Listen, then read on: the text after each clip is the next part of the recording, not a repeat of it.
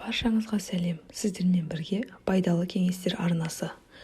Желкеге тұз қайдан және қалай жиналады? Мойынның қытырлауы, қозғалуының қиындауы, бірден бұрылған кезде ауруы желкеге тұз жиналғанын білдіреді. Мұны дер кезінде емдемесе, соңы остеохондроз ауруына ұласады.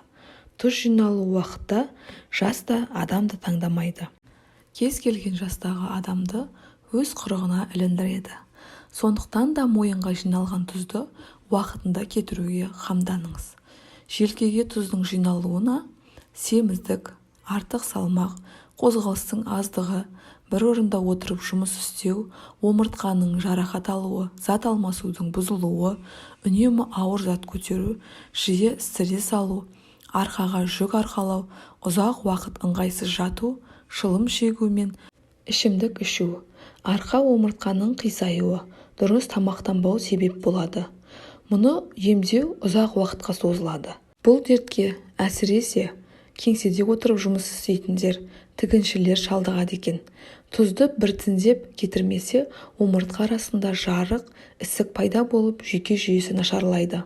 Мойынға тұздың жиналғанын қалай білуге болады? Басты бұрған кезде ауырсыну байқалады.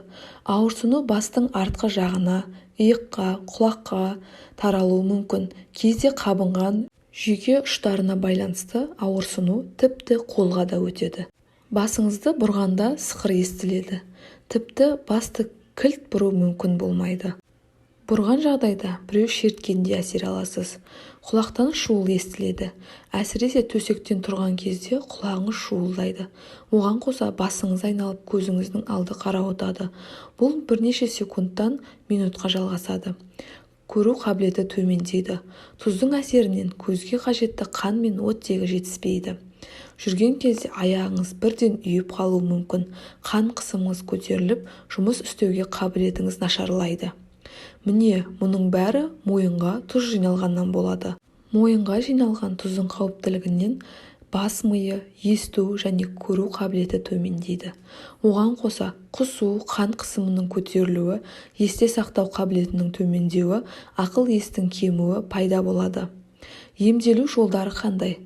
Мойынға жиналған тұзды кетіруге болады, бірақ 7-10 күн ем алу жеткіліксіз. Оған айтарлықтай уақыт керек.